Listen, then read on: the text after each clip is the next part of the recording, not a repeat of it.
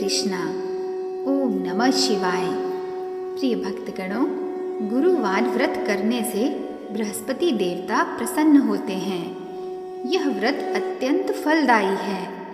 अग्नि पुराण के अनुसार अनुराधा नक्षत्र युक्त गुरुवार से आरंभ करके 7 गुरुवार व्रत करने से बृहस्पति ग्रह की हर पीड़ा से मुक्ति मिलती है। बृहस्पतिवार व्रत कथा के अनुसार प्राचीन समय की बात है। एक नगर में एक बड़ा व्यापारी रहता था। वह जहाज़ों में माल लदवाकर दूसरे देशों में भेजा करता था। वह जिस प्रकार अधिक धन कमाता था, उसी प्रकार जी खोलकर दान भी करता था। परंतु उसकी पत्नी अत्यंत कंजूस थी। वह किसी को एक दमड़ी भी नहीं देने देती थी।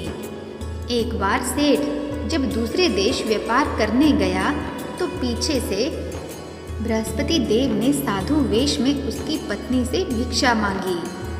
व्यापारी की पत्नी बृहस्पति देव से बोली, हे साधु महाराज, मैं इस दान और पुण्य से तंग आ गई हूँ। आप कोई ऐसा उपाय बताएं जिससे मेरा सारा धन नष्ट हो जाए और मैं आराम से रह सकूं। बृहस्पति देव ने कहा, हे देवी, तुम बड़ी विचित्र हो। संतान और धन से कोई दुखी होता है क्या? अगर अधिक धन है तो इसे शुभ कार्यों में लगाओ। कुंवारी कन्याओं का विवाह कराओ। विद्यालय और बाग बगीचों का निर्माण कराओ। ऐसे पुण्य कार्य करने से तुम्हारा लोक परलोक सार्थक हो सकता है। परंतु साधु की इन बातों से व्यापारी की पत्नी को कोई खुशी ना हुई। उसने कहा, मुझे ऐसे धन की आवश्यकता नहीं जिसे मैं दान दूं। तब बृहस्पति देव बोले, यदि तुम्हारी ऐसी इच्छा है तो तुम एक उपाय करना। 7 बृहस्पतिवार घर को गोबर से लीपना। अपने केशों को पीली मिट्टी से धोना। केशों को धोते समय स्नान करना। व्यापारी से हजामत बनाने को कहना। भोजन में मांस मदिरा खाना। कपड़े अपने घर धोना। ऐसा करने से तुम्हारा सारा धन नष्ट हो जाएगा। इतना कहकर बृहस्पति देव अंतर ध्यान हो गए।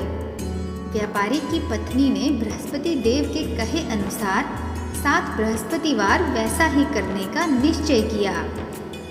केवल 3 बृहस्पतिवार बीते थे कि उसकी सारी धन संपत्ति नष्ट हो गई और वह परलोक सिधार गई। जब व्यापारी वापस आया तो उसने देखा कि उसका सब कुछ नष्ट हो चुका है। उस व्यापारी ने अपनी पुत्री को सांत्वना दी और दूसरे नगर में जाकर बस गया। वहाँ वह जंगल से लकड़ी काट कर लाता और शहर में बेचता। इस तरह वह अपना जीवन व्यतीत करने लगा।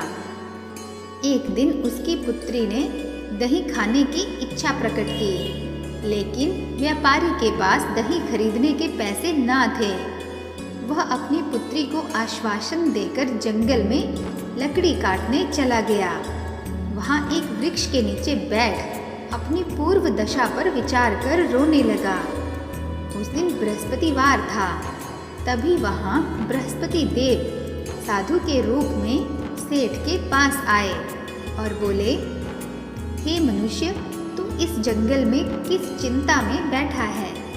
तब व्यापारी बोला, हे महाराज, आप सब कुछ जानते हैं। इतना कहकर व्यापारी अपनी कहानी सुनाकर रो पड़ा। बृहस्पति देव बोले, देखो बेटा, तुम्हारी पत्नी ने बृहस्पति देव का अपमान किया था। इसी कारण तुम्हारा यह हाल हुआ है। लेकिन अब तुम किसी प्रकार की चिंता ना करो। तुम गुरुवार के दिन बृहस्पति देव का पाठ करो।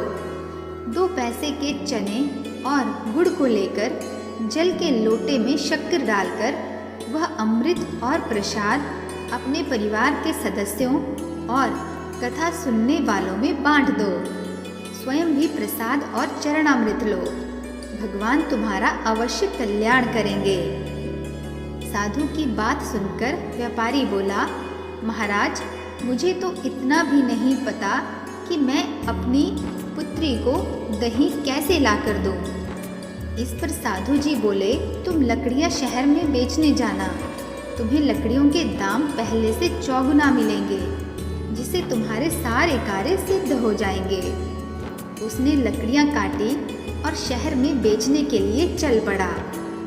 उसकी लकड़ियां अच्छे दाम में बिक गई, जिससे उसने अपनी पुत्री के लिए दही लिया और गुरुवार की कथा हेतु चना गुड़ लेकर कथा की और सामग्री लेकर लौट गया। उसी दिन से उसकी सारी कठिनाइयां दूर होने लगी, परंतु अगले बृहस्पतिवार को वह कथा करना भूल गया। अगले दिन वहाँ के राजा ने एक बड़े यज्ञ का आयोजन कर पूरे नगर के लोगों के लिए भोज का आयोजन किया। राजा की आज्ञा अनुसार पूरा नगर राजा के महल में भोज करने गया, लेकिन व्यापारी व उसकी पुत्री तनिक विलंब से पहुँचे। अतः उन दोनों को राजा ने महल में ले जाकर भोजन कराया। जब वे दोनों लौट कर आए, तब रानी ने देखा कि उसका खूंटी पर टंगा हार गायब है। रानी को व्यापारी और उसकी पुत्री पर संदेह हुआ कि उसका हार उन दोनों ने ही चुराया है। राजा की आज्ञा से उन दोनों को कारावास की कोठरी में कैद कर दिया गया। कैद में पड़कर दोनों अत्यंत दुखी हुए। वहाँ उन्होंने बृहस्पति देवता का स्मरण किया। बृहस्पति देव ने प्रकट होकर व्यापारी को उसकी भूल का आभास कराया और उन्हें सलाह दी कि गुरुवार के दिन कैद खाने के दरवाजे पर तुम्हें 2 पैसे मिलेंगे। उनसे तुम चने और मुनक्का मंगवा कर विधि पूर्वक बृहस्पति देवता का पूजन करना, तुम्हारे सारे दुख दूर हो जाएंगे। बृहस्पतिवार को कैद खाने के द्वार पर उन्हें 2 पैसे मिले। बाहर सड़क पर एक स्त्री जा रही थी। व्यापारी ने उसे बुलाकर गुड़ और चने लाने को कहा। इस पर वह स्त्री बोली, मैं अपनी बहू के लिए गहने लेने जा रही हूँ, मेरे पास समय नहीं है। इतना कहकर वह चली गई। थोड़ी देर बाद वहाँ से एक और स्त्री निकली। व्यापारी ने उसे बुलाकर कहा कि हे बहन, मुझे बृहस्पतिवार की कथा करनी है, तुम मुझे 2 पैसे का गुड़ चना ला दो। बृहस्पति देव का नाम सुनकर वह स्त्री बोली, भाई, मैं तुम्हें अभी गुड़ और चना लाकर देती हूँ।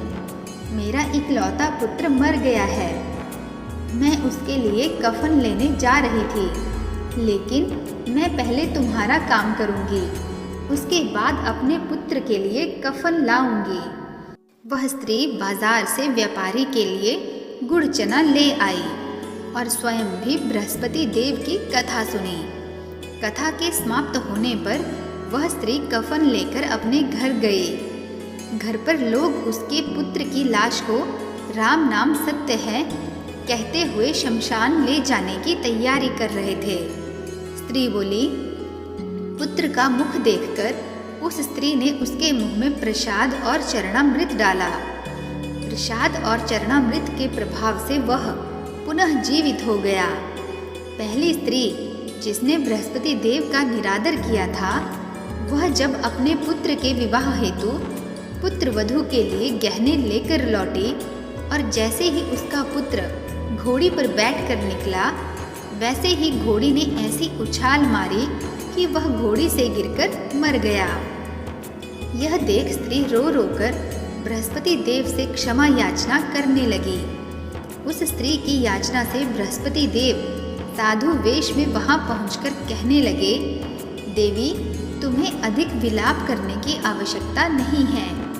यह बृहस्पति देव का अनादर करने के कारण हुआ है। तुम वापस जाकर मेरे भक्त से क्षमा मांगकर कथा सुनो, तब ही तुम्हारी मनोकामना पूर्ण होगी। जेल में जाकर उस स्त्री ने व्यापारी से माफी मांगी और कथा सुनी। कथा के उपरांत वह प्रसाद और चरणामृत लेकर अपने घर वापस गई। घर आकर उसने चरणामृत अपने मृत पुत्र के मुख में डाला। चरणामृत के प्रभाव से उसका पुत्र भी जीवित हो उठा।